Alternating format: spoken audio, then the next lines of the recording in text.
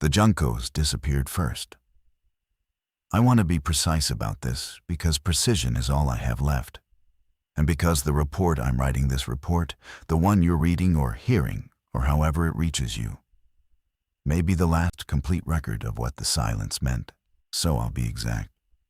Dark-eyed Juncos, Junco hyemalis, the Oregon subspecies. They'd been feeding on the slope behind my house every morning for 11 years. I knew their movements the way you know the sound of your own furnace clicking on. Background, structural, the kind of thing you don't hear until it stops. June 6th, a Thursday. I stepped onto the back porch at 5:47 a.m. with my coffee and my field journal. The same way I had every morning since I retired from the University of Montana Ornithology Department 4 years ago. The feeder was full. The seed I'd scattered along the stone wall was untouched. The Juncos were gone. My name is Helen Purcell. I am 63 years old. I have no surviving children, no husband since David died in 2019, and no particular reason anyone should listen to me about anything other than birds. But I have watched birds in this valley, the Bitterroot, south of Missoula, for 31 years.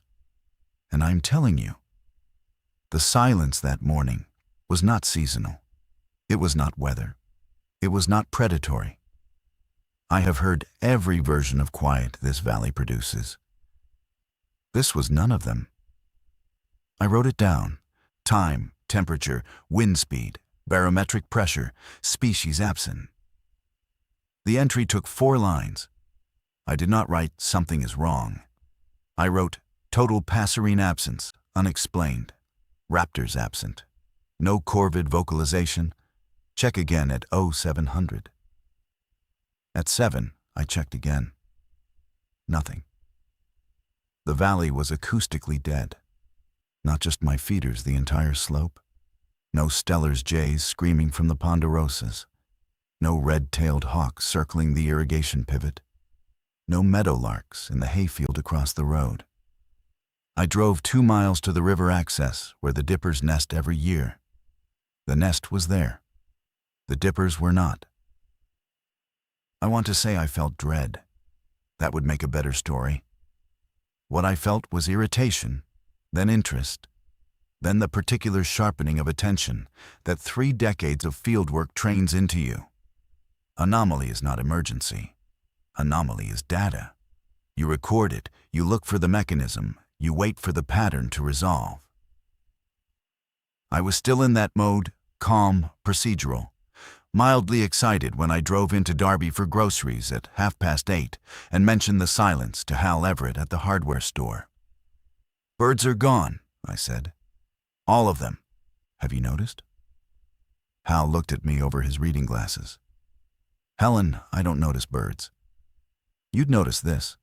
Go outside and listen." He humored me. We stood in the parking lot for 45 seconds.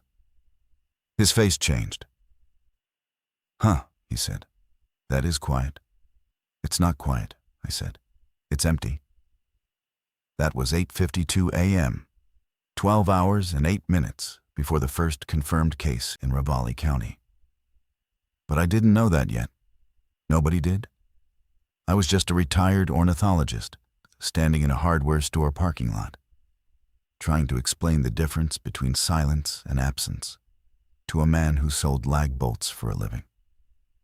I wish I could tell you Hal's face when he finally understood. I can't. I can tell you he's dead. I need to explain Darby so you understand what happened to it. 1,800 people, give or take. 1 paved road in and 1 paved road out, both of them US 93, which runs the length of the Bitterroot Valley like a spine. The town sits in a widening of the valley floor where the river bends west, backed by national forest on 3 sides. 1 grocery store, 2 gas stations, a school, a volunteer fire department, and a medical clinic that closed on weekends.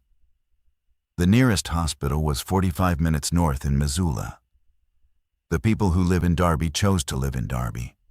That's important. This was not a population that had been assigned somewhere and stayed out of inertia. These were people who wanted distance from cities, from systems, from each other in some cases. Self-reliant by habit and by philosophy. The kind of community where everyone owns a generator and half the households heat with wood, and you learn not to ask too many questions about what your neighbors keep in their outbuildings. I fit in poorly, and I knew it. The retired academic from out of state, living alone on 12 acres, tracking birds with binoculars. Friendly enough, liked well enough, understood not at all. David had been the social one. David could talk to anyone about anything. After he died, the invitations thinned, and I let them thin. I had my work, my birds, my field journals, 31 volumes, handwritten, the only continuous avian behavioral data set in the valley. None of that mattered before June 6th. After June 6th, all of it mattered at once. By 10 in the morning, I had called 3 people. Margaret Osprey, not her real last name, but what everyone called her because she'd run the Raptor Rehabilitation Center north of town for 20 years, confirmed total raptor absence along the river corridor. She'd been up since 4. Not one bird.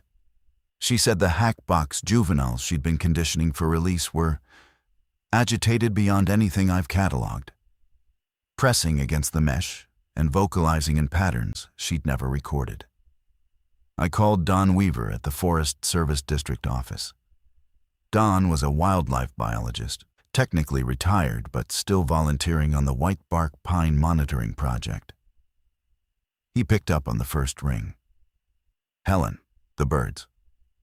You noticed." I noticed the elk. Came past my place at 6 this morning. The whole sleeping child heard. 30-plus animals moving north on the highway shoulder in broad daylight. I almost hit a cow at the mailbox. He paused. I haven't heard a single bird since I woke up. "Don, when elk herd flush like that in summer, what's the standard trigger list?" "Fire, seismic activity, major predator event." Another pause. There's no fire, there's no earthquake, and there's no predator that moves 30 elk and every bird in the valley simultaneously. Toxin event? Agricultural chemical release? Across a 50-mile valley? In 6 hours? Without killing them? Neither of us said what we were thinking, because neither of us had a framework for it. We were both trained scientists. We dealt in evidence, and the evidence said something had emptied the valley's animal population in a way that matched no known mechanism. My third call was to the Ravalli County Emergency Manager's office. I got a voicemail. I left a message that I suspect no one ever heard. At noon, I was sitting at my kitchen table with the windows open, recording ambient sound levels on my field equipment, when the first thing happened that I could not file under anomaly. A dog began screaming, not barking, not howling. The sound a dog makes when something is fundamentally wrong inside its body, a high arrhythmic, sawing vocalization that has no communicative function. Pure distress signal. It came from the Kessler property, a quarter-mile south. Gary and Diane Kessler, both in their 70s, kept 2 Australian shepherds. The sound lasted 90 seconds and stopped. I sat with my pen over the field journal for a long time. Then I wrote, 12:04 p.m. Canid distress vocalization, Kessler property. Duration approximately 90 seconds. Abrupt termination. No follow-up vocalization from second dog. I should have driven down there. I think about that constantly. Instead, I picked up the phone and called Margaret Osprey again. "Maggie, are your rehab birds still agitated?" "They're not agitated anymore," she said. Her voice was different, flattened. "They're dead, Helen. All 4 of them. I went in to check at 11 and they were dead in the enclosure. No visible trauma. No respiratory distress signs. They just stopped. All four simultaneously. I can't confirm simultaneously. I can confirm all four within a 2-hour window. I've been doing this for 20 years. I have never seen Helen. I don't know what to do with this. Necropsy 1. Yes. I'll call you back. She didn't call back. I learned later that she opened the first bird and found the brain so swollen it had compressed against the interior of the skull. The tissue discolored in a pattern she described to someone else, not me. I heard this third hand as like a bruise moving. At 1 p.m, I drove to the Kesslers. Diane answered the door. She'd been crying. Buster, the older of the 2 dogs, had collapsed in the yard and died. The younger one, Penny, was standing in the corner of the living room, facing the wall, not moving, not responding to her name. "She's been like that for an hour," Diane said. "She won't look at me." I knelt down 3 feet from Penny and watched her. Her breathing was rapid and shallow. Her eyes were open but not tracking.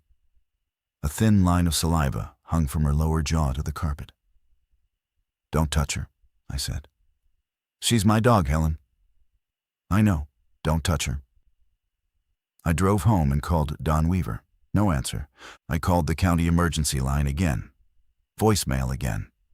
I called the Missoula hospital and got a recording saying hold times were extended due to unusual call volume.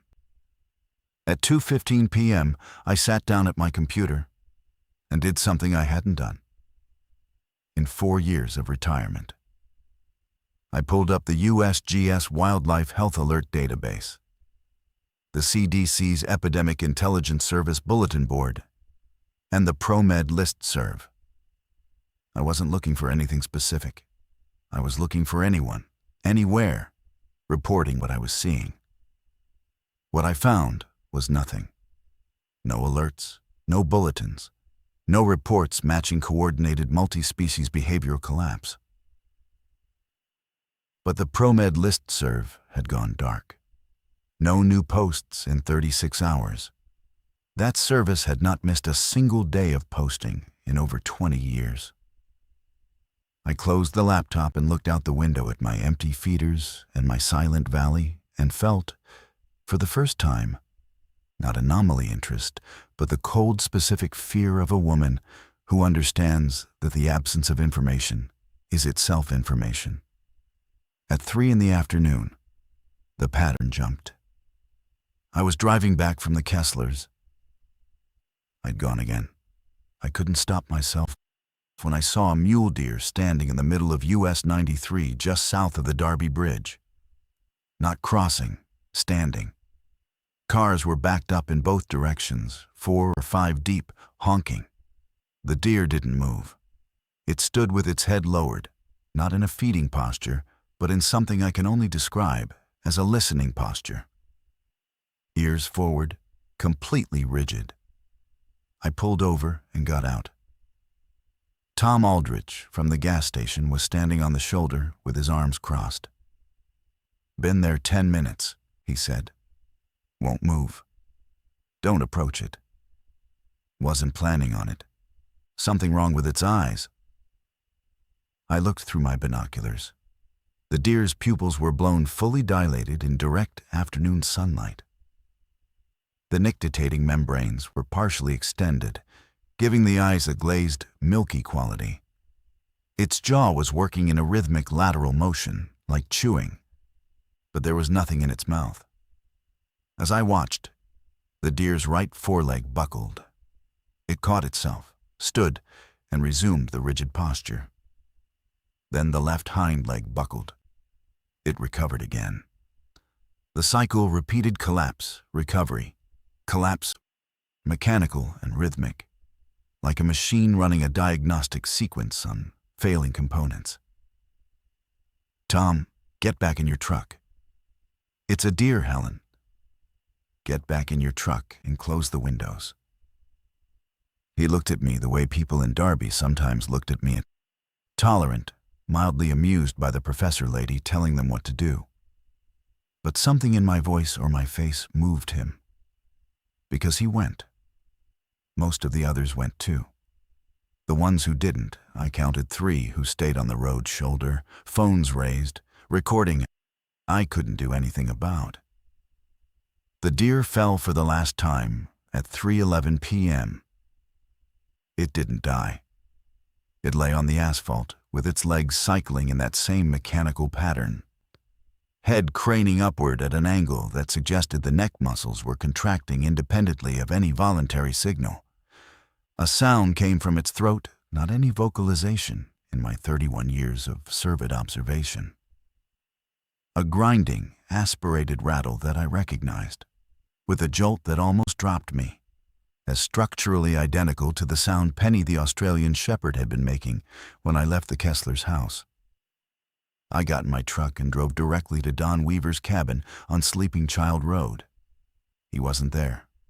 His truck was gone. On his kitchen table, the door was unlocked. Everyone's door was unlocked in Derby. I found a note that said, "Drove to Missoula. MFWP emergency, something wrong with the elk. Back tonight."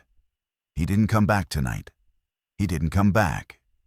I sat in Don's kitchen for 10 minutes and made a decision that I believe saved about 40 people's lives, though I have no way to be sure because I can't count what didn't happen. I went to the Derby school. The school was being used as a summer community center rec programs, a food bank on Thursdays, the volunteer fire department's monthly meeting. When I walked in at 3:40 p.m., there were about 20 people inside, including Janet Pruitt, who ran the rec program, and her teenage son Marcus, and Eileen Ferris from the fire department, and a handful of parents waiting to pick up children from the afternoon craft session. I stood in the entrance of the gymnasium and said, "I need everyone to listen to me for 5 minutes." Nobody stopped what they were doing. Janet looked up from a folding table. "Helen, everything okay?" "No, I need 5 minutes. I'm going to say something that's going to sound, I need 5 minutes." Something in the repetition got their attention. Conversations tapered. People turned. I stood there with my field journal in my hand and my binoculars around my neck. And I felt, with painful clarity, the absurdity of what I was about to do.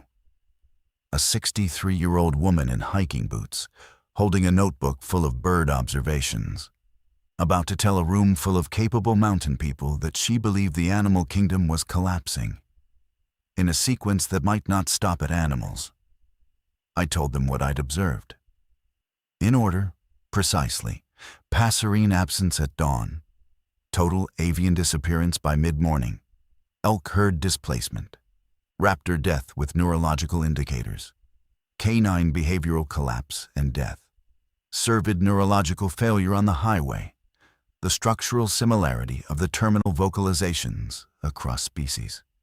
"I don't know what's causing this," I said. "I don't have a diagnosis. I don't have a source. What I have is a trophic cascade moving upward through the valley's fauna in a 12-hour window. And if that progression continues through mammalian orders by body mass, domestic livestock are next. And after livestock, us," Marcus Pruitt said. He was 16.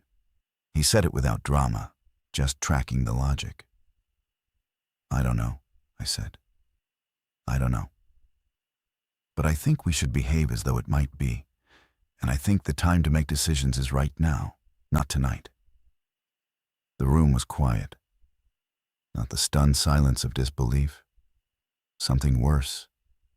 The silence of people calculating whether the woman in front of them was worth reorganizing their afternoon for.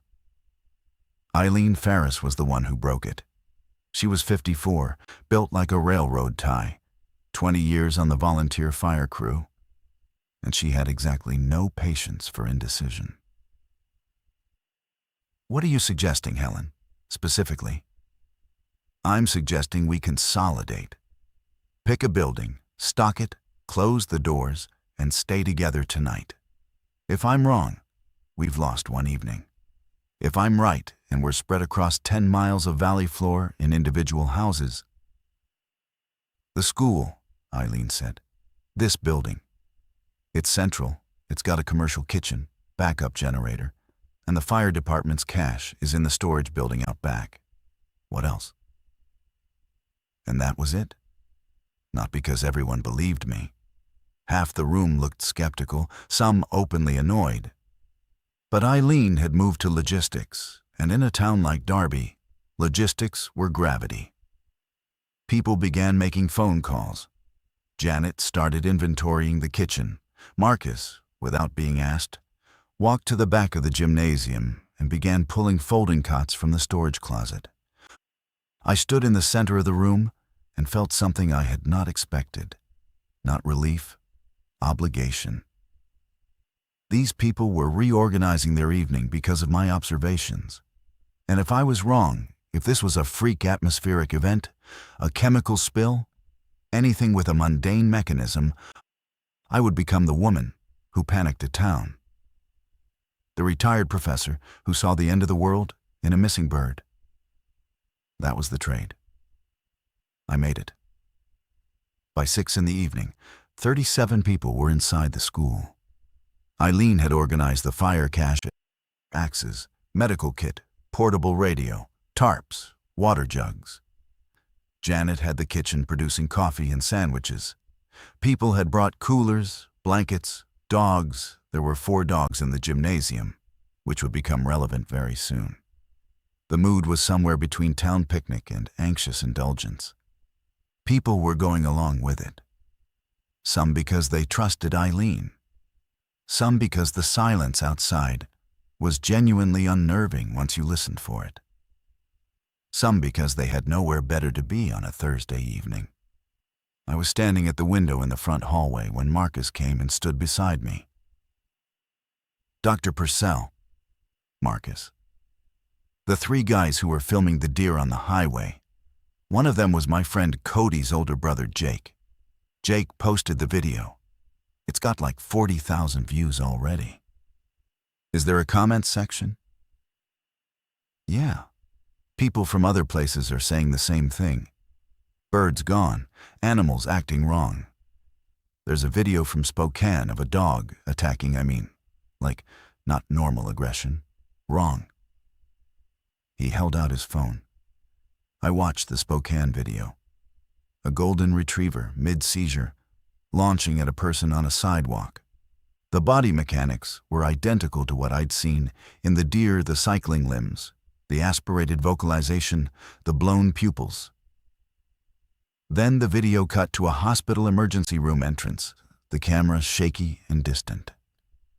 And through the glass doors, I could see a waiting area that was not merely full, but structurally overwhelmed.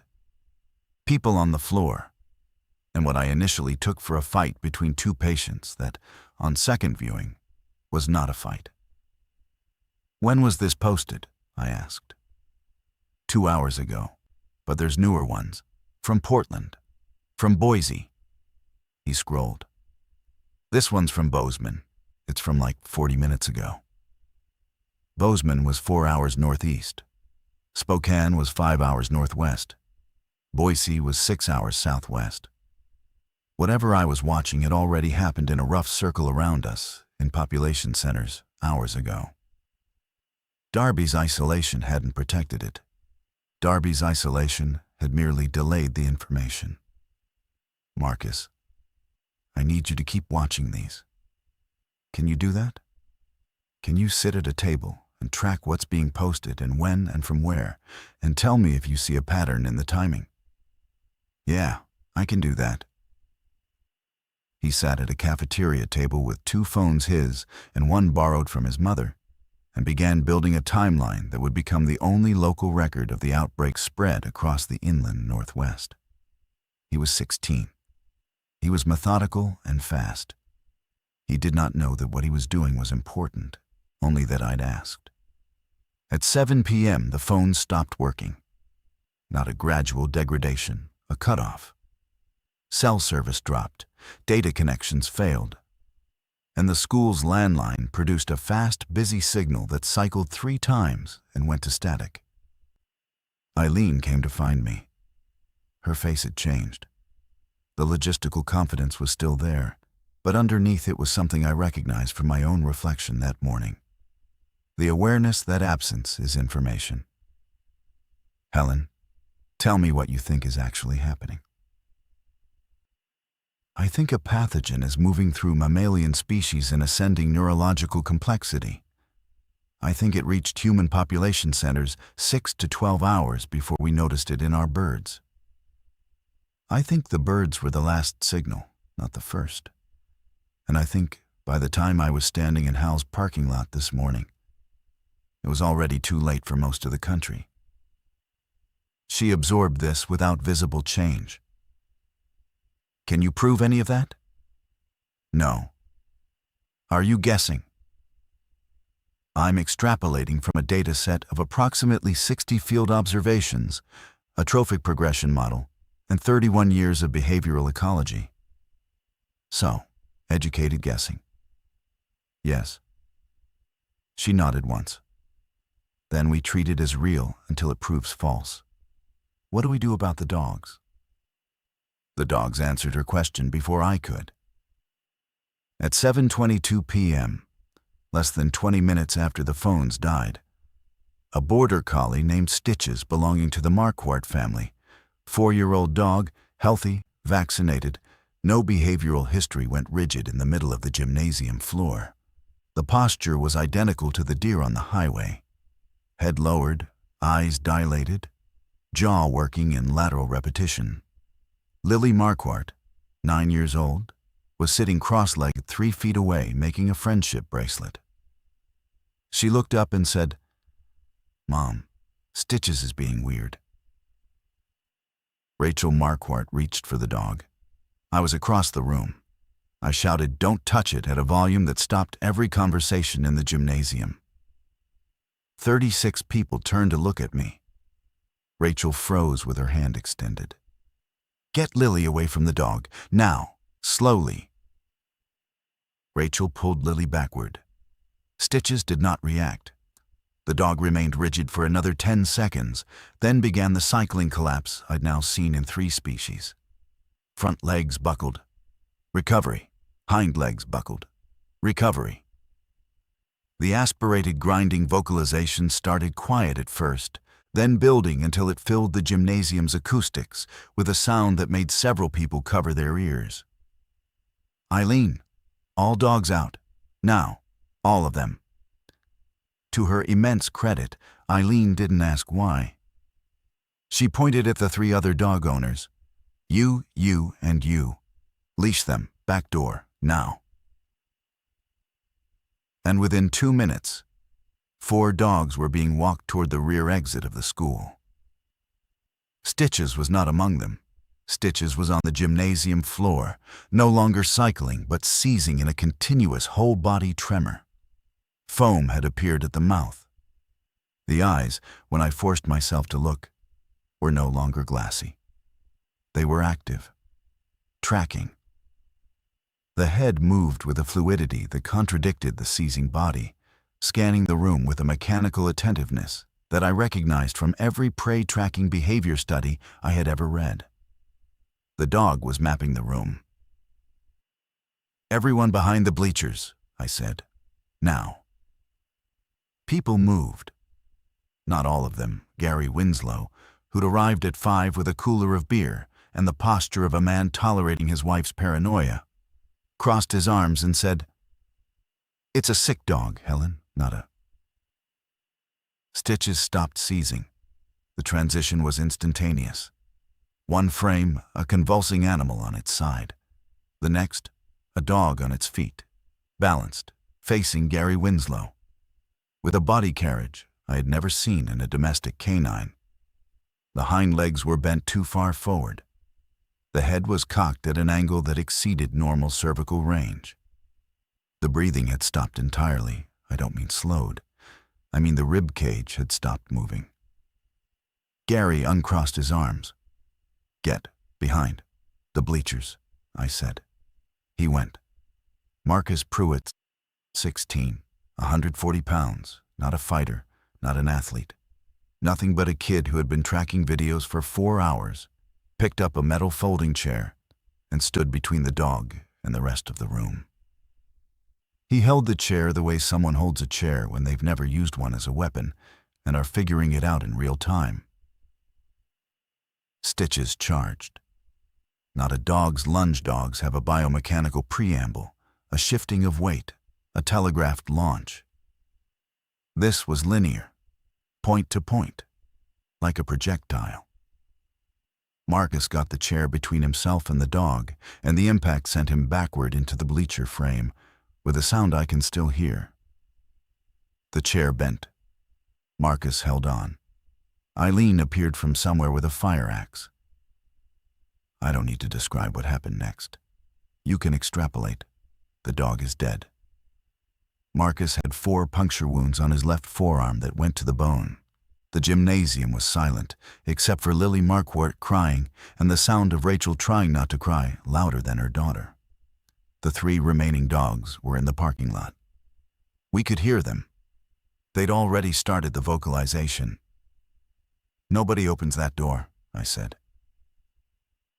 Marcus was sitting on a cafeteria table while Janet cleaned his arm with the fire department medical kit. He hadn't made a sound during the cleaning. He sat with his jaw set, watching his own blood dilute in the iodine, and the only thing he said was, "Dr. Purcell, am I going to turn into that?" The room heard him. Everyone was thinking it. Nobody else had the courage to say it out loud. "I don't know," I said. "The videos I was watching, the Spokane one, that dog bit someone and then the person, like 20 minutes later, the person started doing the same thing, the rigid thing. I saw. So am I going to?" I sat down next to him. The gymnasium was a tableau of controlled fear. People against walls, people holding children, people staring at the dead dog under the tarp Eileen had thrown over it. The back door was shut and barricaded with bleacher sections. The parking lot dogs had gone quiet, which I knew was worse than the vocalization. "I'm going to watch you," I said. "I'm going to take your pulse every 10 minutes. I'm going to ask you questions only you know the answer to. If anything changes anything, we'll know before you do. That's the best I can offer." "And then what?" I didn't answer that. He didn't press. The next 2 hours were the worst of the 12. Not because of external threat. The parking lot dogs eventually went wherever the silence took them. And nothing else approached the school. The worst part was the waiting. 36 people in a gymnasium with a dead dog under a tarp and a bitten teenager and a retired ornithologist who had become, by default and without consent, the person everyone looked at when they needed to know what was happening. I want to be honest about this because it matters. They believed me, all of them. From the moment Stitches went rigid, every person in that room treated my observations as authoritative. They asked me questions the way you ask a doctor questions, not challenging, not testing, but relying, leaning their weight on my answers. And my answers were guesses. Educated, yes. Informed by pattern recognition and 31 years of watching animal behavior, yes. But guesses. I did not know if the pathogen was airborne. I did not know the incubation period. I did not know if Marcus would turn. I did not know if we were safe inside the school. I did not know anything with the certainty these people needed. And every answer I gave them carried the weight of certainty, because they could not afford to hear otherwise. That is a particular kind of loneliness. To be trusted completely while knowing the trust exceeds your warrant. To understand that admitting ignorance would be honest, but would cost something irreplaceable, the group's capacity to act. And so you speak in the declarative when the conditional is all you own. Eileen brought me coffee at 9. She sat down next to me and said quietly, You don't know if the school is safe. No. You don't know if being inside versus outside matters. No.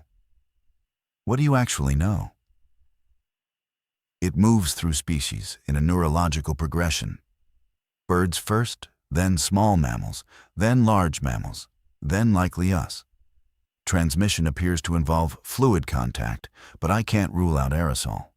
The behavioral pattern is consistent. Rigidity, motor cycling, cessation of autonomous respiration, and then a reactivation state that presents as predatory. And it's fast. Faster in higher-order nervous systems, from what Marcus was tracking. How long for humans? The Spokane video suggested 20 minutes from bite to onset. But that's one data point.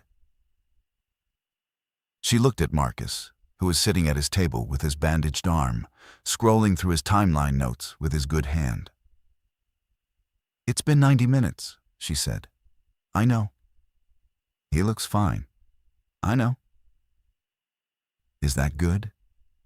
It might mean the incubation is longer in some cases. It might mean saliva to blood transmission has a different timeline than whatever the primary vector is. It might mean he's immune. I don't know, Eileen. I don't know. She put her hand on my shoulder, a brief, firm firefighter's grip, and went back to checking the barricades. At 10 p.m., Marcus's pulse was 74. His pupils were reactive. His temperature was 98.4. And he answered, Eleanor Rigby, when I asked him his mother's favorite Beatles song. He looked at me with the steady, assessing gaze of a teenager who is rapidly becoming something other than a teenager and said, "I think I'm okay, Dr. Purcell. I think maybe the bite wasn't deep enough, or it needs to be, I don't know. But I feel normal." "Good," I said. "Keep telling me if that changes." "I will." He paused. "Can I keep working on the timeline?" I was finding something before the phones died. "What were you finding?" "The progression you described, birds, small mammals, large mammals. It's not just going up the size ladder. It's going up the encephalization quotient, brain to body mass ratio. The smarter the animal, the later it turns, but the faster the onset." I stared at him. "I looked it up," he said, "before the internet cut out. Dr. Purcell, if that pattern holds for humans have the highest EQ of any species, then we're last in line, but the onset time might be minutes." "Yeah." At 11 p.m. we heard the first human scream. It came from somewhere north of the school, maybe a quarter mile. Not a shout, not a cry for help. The same aspirated, grinding vocalization I'd heard from the deer and the dog, but shaped by a human larynx. It was worse. It was so much worse, because a dog's distress and a deer's distress are sounds you can hold at a taxonomic distance. When a human throat produces a sound that isn't meant to come from a human throat, your body reacts before your mind can categorize it. My hands shook. I put down my coffee because I would have dropped it. The room heard it. Everyone heard it. "That's a person," someone said. "Was a person," Marcus said, almost inaudibly. The sound multiplied. Not an echo, new sources. 2, then 4, then a number I couldn't separate. They came from different directions, north, west, across the river. The acoustic topology of the valley, which I had spent 31 years mapping in terms of bird song and water and wind, was being overwritten with a sound that had no place in any ecosystem I had studied. Eileen killed the gymnasium lights. Good instinct. We sat in the dark with the emergency exit signs casting red geometry across 36 faces and listened to the valley turn. "Windows," Eileen said. "Are they line of sight from outside?" "The gymnasium has clear-story windows, 12 feet up. You can't see in from ground level." "Front hallway. Standard height, visible." "Tape them, blankets, tarps, whatever we have." no light leaks. People moved in the dark, quiet, efficient. Fear had done what my authority could not. It had made them a unit. Assignments weren't given. They were assumed. Rachel Marquardt, who hadn't stopped trembling since stitches, taped blankets over the hallway windows with surgical precision. Gary Winslow, the skeptic with the beer cooler, moved furniture against the front doors without being asked. I stood at the gymnasium's rear exit, a steel fire door, the only ground-level entrance not yet barricaded, and listened. The parking lot was dark. The streetlights on 93 were still on, casting orange pools across empty asphalt. In the middle distance, a car's headlights were motionless on the highway, high beams on, both doors open. Then a figure walked through one of the streetlight pools. I use walked loosely. The gait was the upright version of what I'd seen in the deer, a mechanical locomotion that preserved the structural form of walking while eliminating every micro-adjustment that makes human movement human. No arm swing, no lateral hip shift, no head stabilization. The figure moved through the light and into the dark on the other side, and I saw, in the 3 seconds of illumination, that it was wearing a Ravalli County Sheriff's Department jacket. I closed the door, I locked it. I dragged a steel shelving unit in front of it with a sound that turned every head in the gymnasium toward me. "They're outside," I said. "They're in town. Nobody opens any door for any reason." "How many?" Eileen asked. "I saw one. I heard more." "How many more?" "I can't count them by sound. The vocalizations overlap." The grinding chorus outside swelled and subsided in waves. It had a rhythm not regular, not mechanical, but patterned. Like breathing, if something enormous were breathing through 1,000 broken instruments. I wanted to record it. The scientist in me, the part that had spent 31 years listening, wanted to set up a microphone and capture the frequency pattern, because I was certain it contained information about coordination, about whether the infected were communicating or merely resonating. I didn't record it. I sat in the dark with 36 people and listened to the world outside become something I couldn't study, only survive. At midnight, someone knocked on the front door, not pounded, not scratched, knocked. 3 deliberate spaced impacts. Knuckle on metal, the way a person knocks. The gymnasium went rigid. I felt it, the collective muscular contraction of 36 bodies simultaneously processing the same impossible question. The infected didn't knock. Everything we'd observed, every video Marcus had cataloged, every behavioral marker I'd noted, indicated a post-turning subject that operated on stimulus-response predatory drive. Tracking, charging, seizing, not knocking. "Don't answer it," Gary Winslow whispered. The man who'd called Stitches just a sick dog 5 hours ago was white-faced in the emergency light, pressed against the bleachers, and I felt no satisfaction in his conversion. 3 more knocks, then a voice, a woman's voice, controlled but strained. "If anyone's in there, my name is Claire Okoro. I'm a traveling nurse from Missoula. I have my car and a child. Please." Eileen looked at me. The question wasn't whether Claire Okoro was real. The question was whether opening the door, any door, for any reason, was a risk the 36 people inside could absorb. "The child," Eileen said, so quietly only I heard. "I know. If we don't open it, and something happens to that kid out there, I know. And if we do open it, and if she's not what she sounds like." The infected don't speak. They vocalize. What you hear out there, that grinding sound, that's all they produce. The Spokane video, the Bozeman video, none of them showed speech. Speech requires cortical function that the pathogen appears to destroy. "You're extrapolating."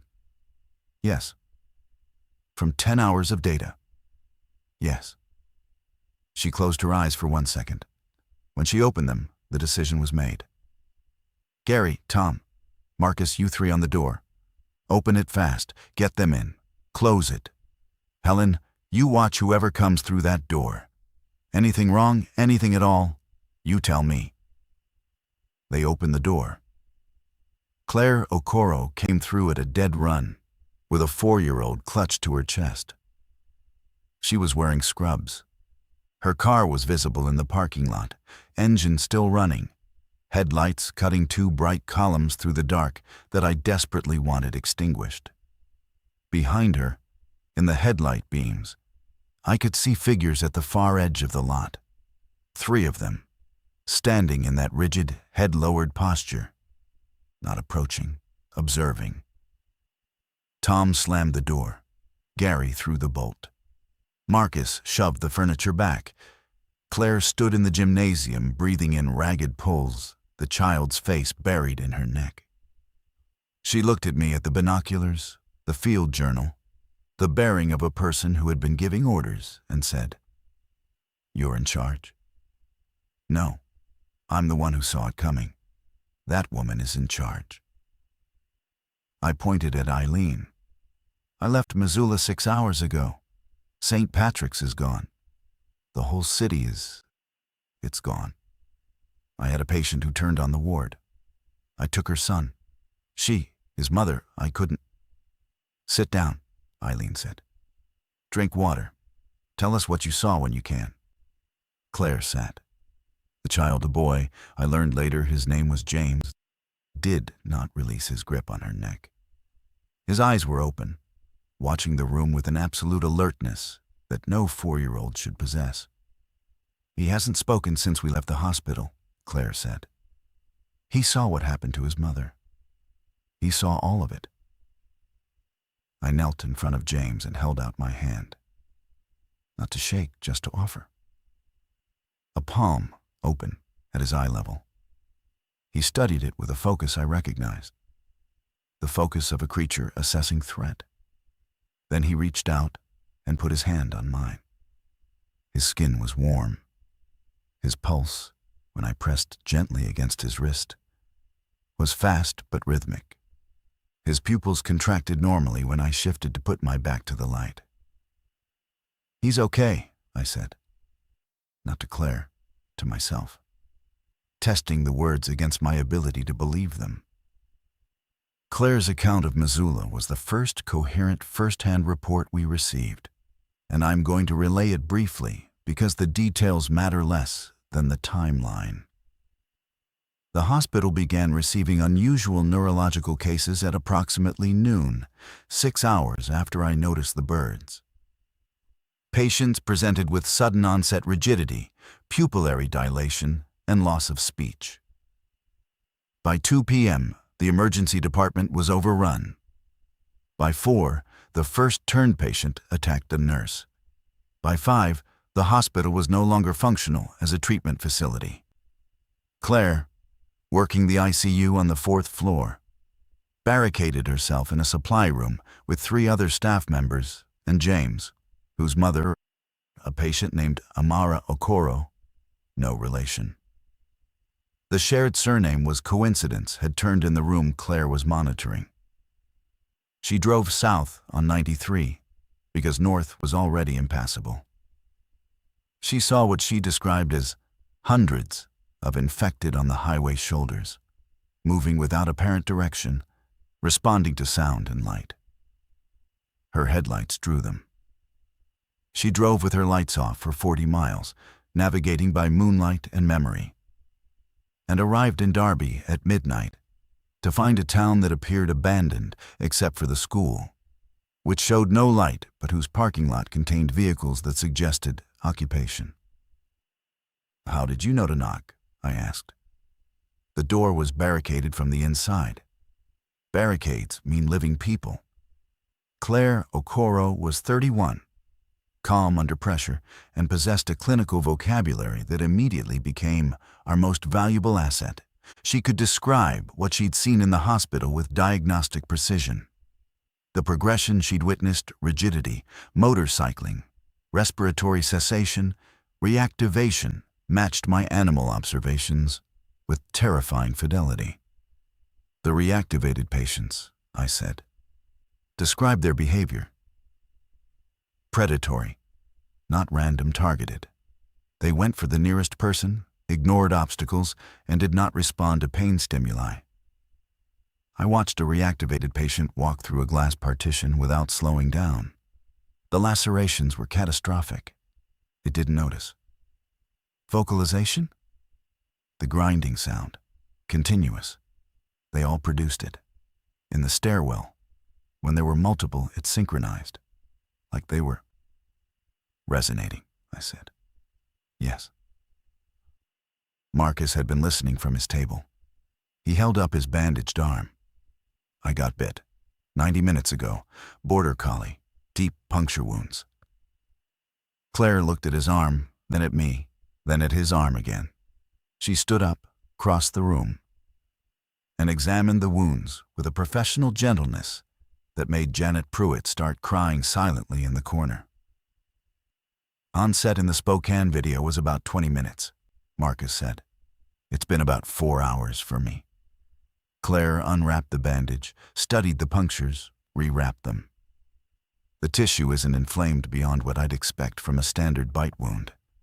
No discoloration, no edema pattern consistent with rapid systemic spread. She paused.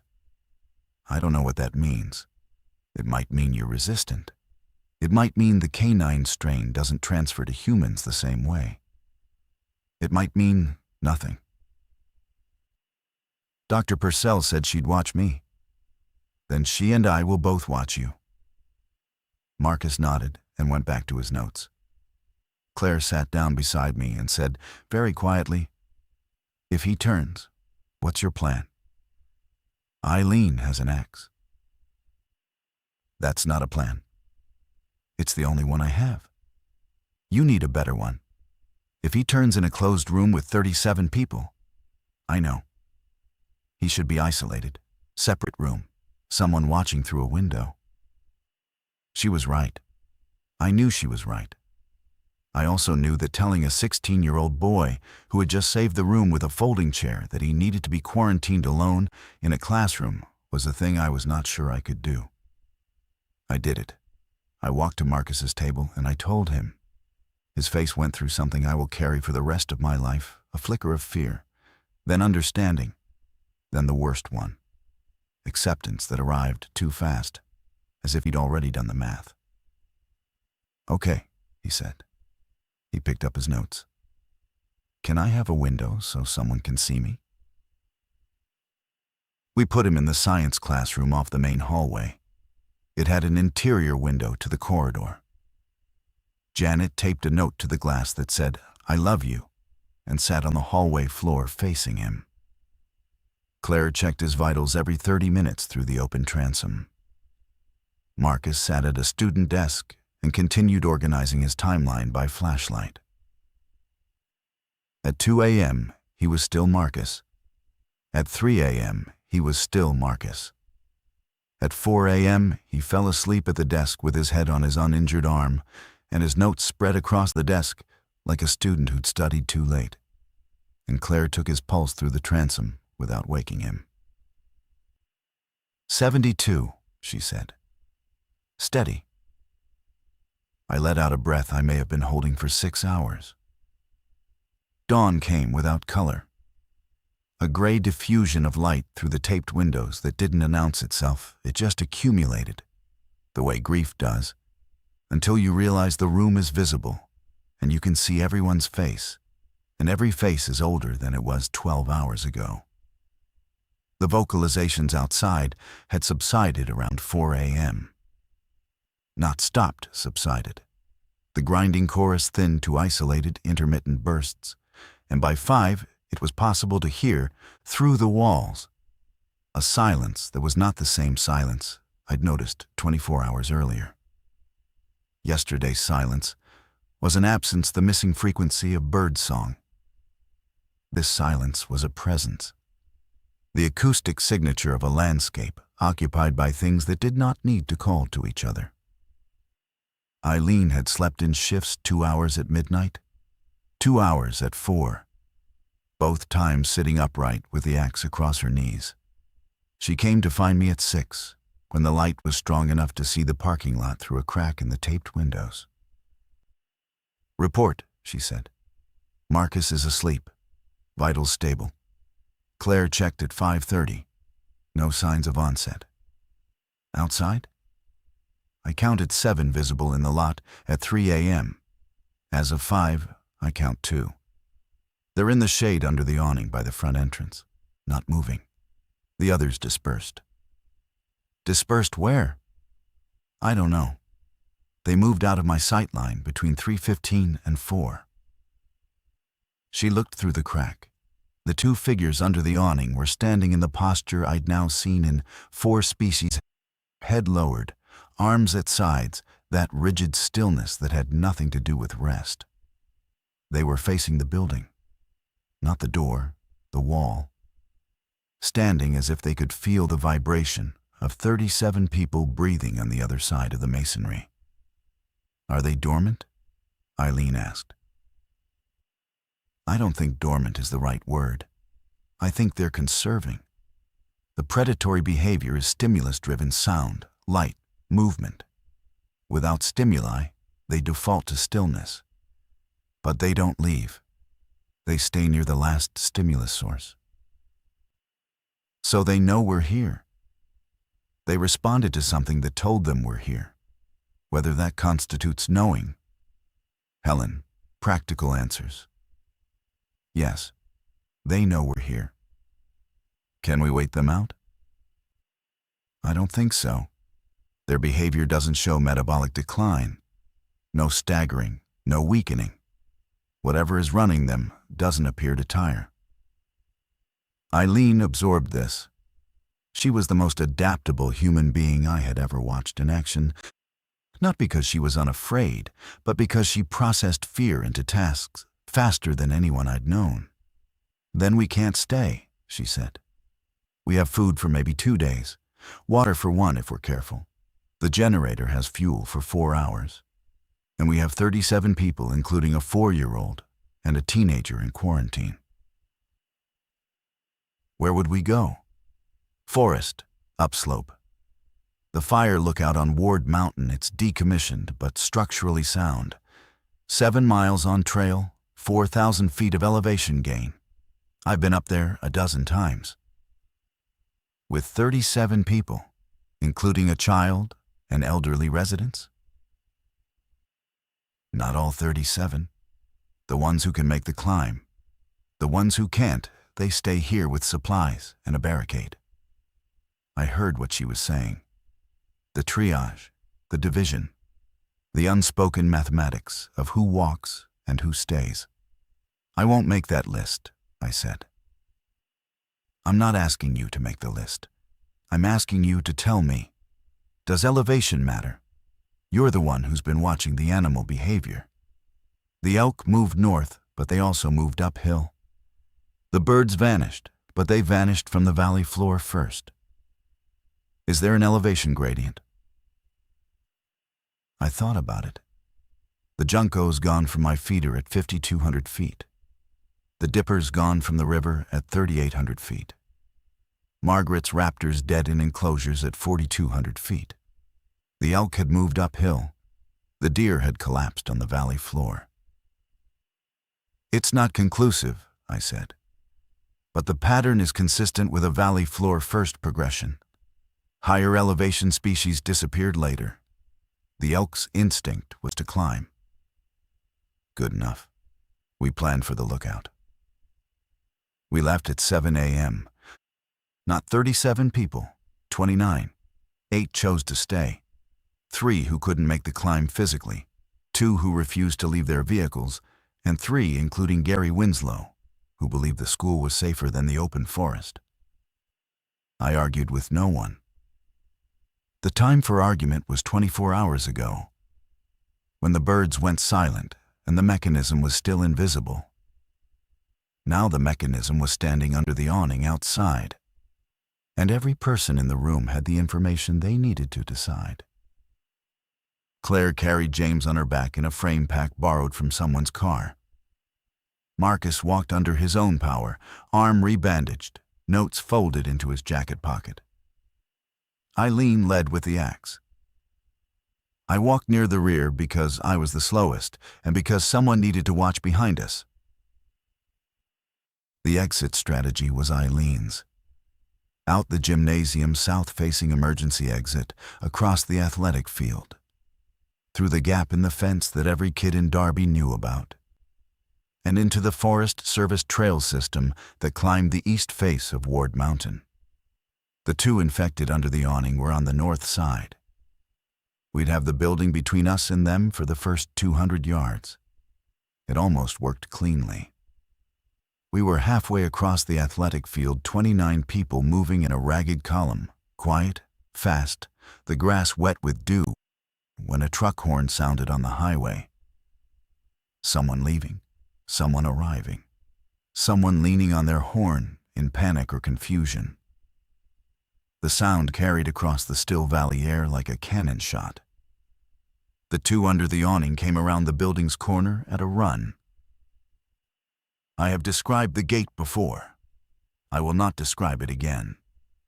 What I will describe is the sound 29 people make when they begin to run in 29 different ways, some fast, some stumbling, some carrying weight.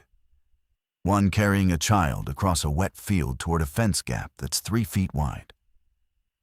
The sound is shoes on grass and breathing, and a sob from someone I couldn't identify, and the grinding vocalization behind us getting louder.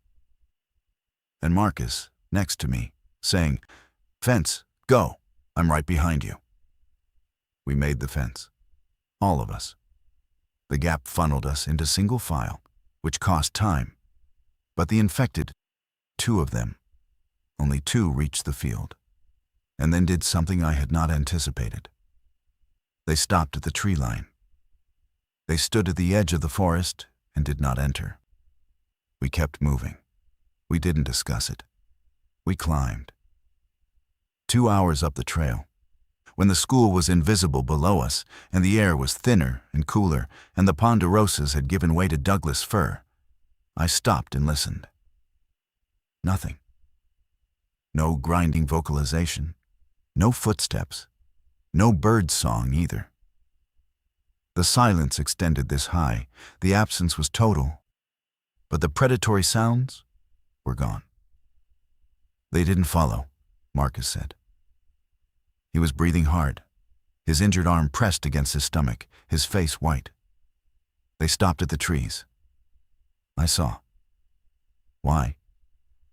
I didn't know.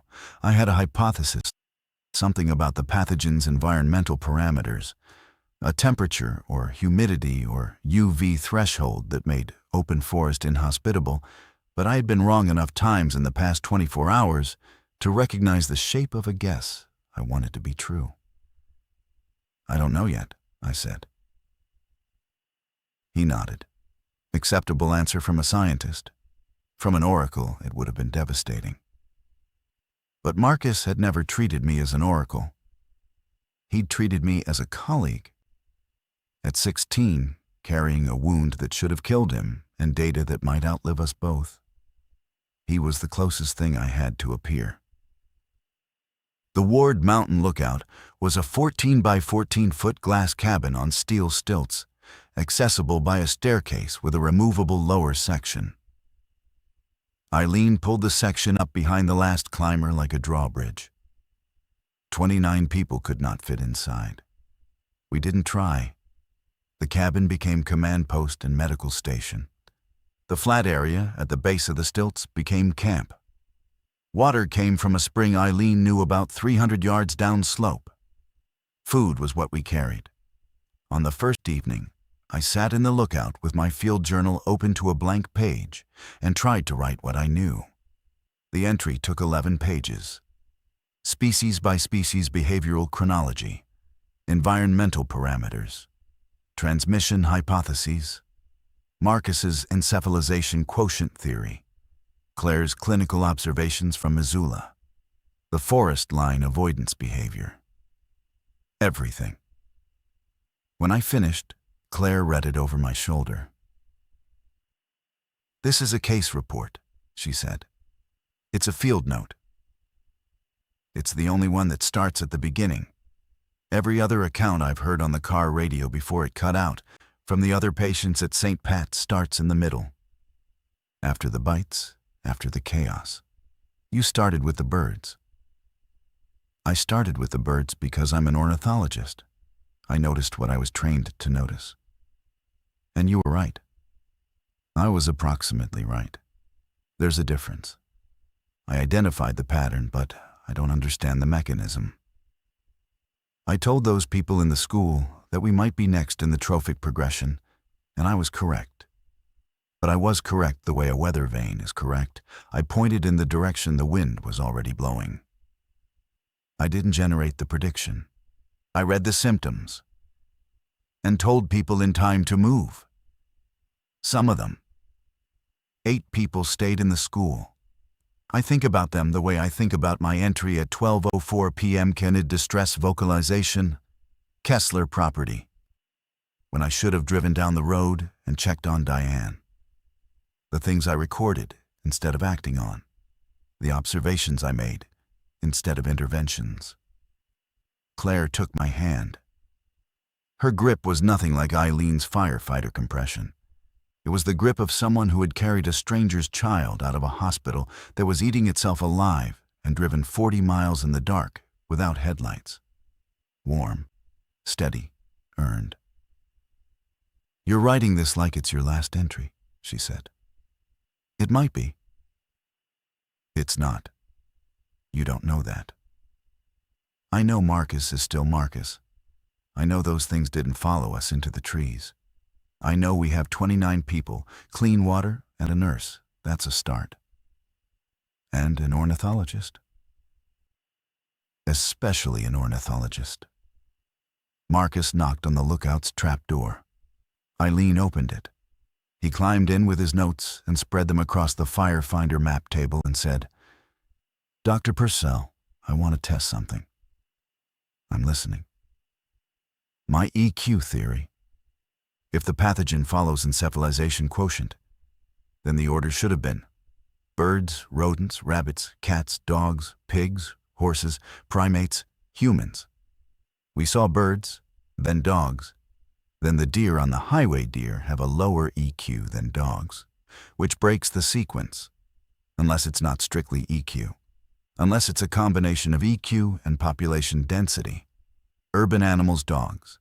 Cats exposed earlier because of proximity to human population centers, were the primary vector first established. You're describing a dual variable model. I'm describing what fits the data. And if it fits, then remote, low-density, high-altitude environments like this one are the last to experience human tier onset. Not immune, last. How long does last buy us? I don't know. Days? Weeks? I'm a 16-year-old with a phone that doesn't work and a library of videos I can't rewatch. I need Dr. Purcell. I need someone to tell me if my thinking is wrong, so I stop building on a broken foundation. I looked at his notes. They were meticulous. 2-column format timestamp on the left, observation on the right, with a margin column for variables he couldn't confirm. It was, without exaggeration, the best field methodology I'd seen from an undergraduate, and he wasn't an undergraduate. He was a kid whose mother was asleep downstairs, and whose arm would scar in the shape of a dead dog's jaw. Your thinking isn't wrong, I said. Your sample is small. Your variables are confounded. Your conclusions are preliminary. And it's the best working model anyone on this mountain has. Keep going. He grinned. For 1 second, in the lantern light, he was just a teenager who'd been told his homework was good. Then the second passed, and he was something else, something none of us had a word for yet. Claire started a medical log that night. Eileen started a resource inventory. Janet organized a watch rotation, and I sat in the lookout with my field journal and recorded the ambient sound at 9:47 p.m. June 7th, from an elevation of 7,200 feet. No avian vocalization, no mammalian vocalization, no insect stridulation. Wind, southwest 4 knots. Temperature, 41 degrees Fahrenheit. Total biological silence, second consecutive day. Correction, not total. 29 human respiratory signatures audible from the platform. 1 child sleep vocalization, non-distress, possibly dream state. Confirm. The only biological sound production in observable range is human. We are the last thing singing. I put down the pen. Below me, in the dark, someone had started a small fire inside a ring of stones, and the people around it were not speaking, but they were together. And the shapes their bodies made against the firelight were the oldest shape the human species knows. I could not name the birds that should have been calling from the canopy. I could name every person in that circle. My left hand was trembling. I noticed it the way I notice everything with clinical attention, with taxonomic distance. I flexed the fingers. The tremor was fine, rhythmic, consistent with fatigue and adrenaline depletion. Consistent also with the early motor symptoms I had now cataloged in 4 species. I picked up the pen again. 10:02 p.m. Investigator note. Fine tremor, left hand, onset approximately 21:45.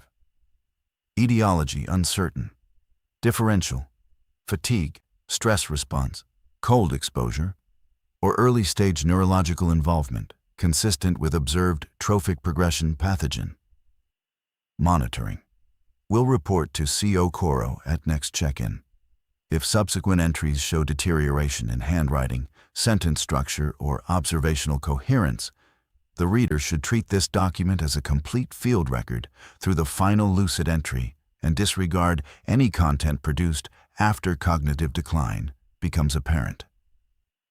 This is the record. I started it with the birds because that is what I know. I may end it with my own hand because that is what the data requires. If this is the last clean page, know that the silence started 12 hours before anyone understood what it meant, and that the birds tried to tell us the only way they could, by leaving. H. Purcell, Ph.D., Ward Mountain Fire Lookout, Bitterroot National Forest, Ravalli County, Montana. Marcus checked on me at midnight. He stood in the trap door with the lantern behind him and said my name, and I answered, and he said, "How's the hand?" "Still trembling." Claire says essential tremor is incredibly common in women over 60 under acute stress. Claire is being kind. Claire is being clinical. She said to tell you your vitals at the 9 o'clock check were cleaner than mine. He paused. She also said if you're going to scare yourself to death with your own field journal, she's confiscating it. I almost laughed. I think I did laugh. The sound was strange in the silent dark, an acoustic anomaly, a vocalization with no ecological precedent in this new world. Go to sleep, Marcus. I'll sleep when you do. I'm recording. Record in the morning. You said it yourself, observation requires a rested instrument. I closed the journal. He waited until I put the pen down, then closed the trap door. His footsteps on the stairs were steady, even human. The tremor in my hand faded by morning. Claire attributed it to 12 hours of sustained cortisol. I recorded that in the margin beside my investigator note, in handwriting that was steady and legible and mine. But I left the note. I didn't cross it out, because if this field record reaches anyone, if Marcus's model holds long enough for someone to find us, or if we walk down this mountain into whatever the valley has become, then the reader should know that the woman writing it understood she might be the data, that the observer might become the observation, that the last bird to fall silent might be the one holding the pen, The Juncos have not come back. Every morning, I check. Every morning, I record their absence. One day I will open this journal and write a date and a time and a species name, and it will mean the world is returning, one frequency at a time. Until then, we are the last thing singing, and I will keep the record until my hand cannot.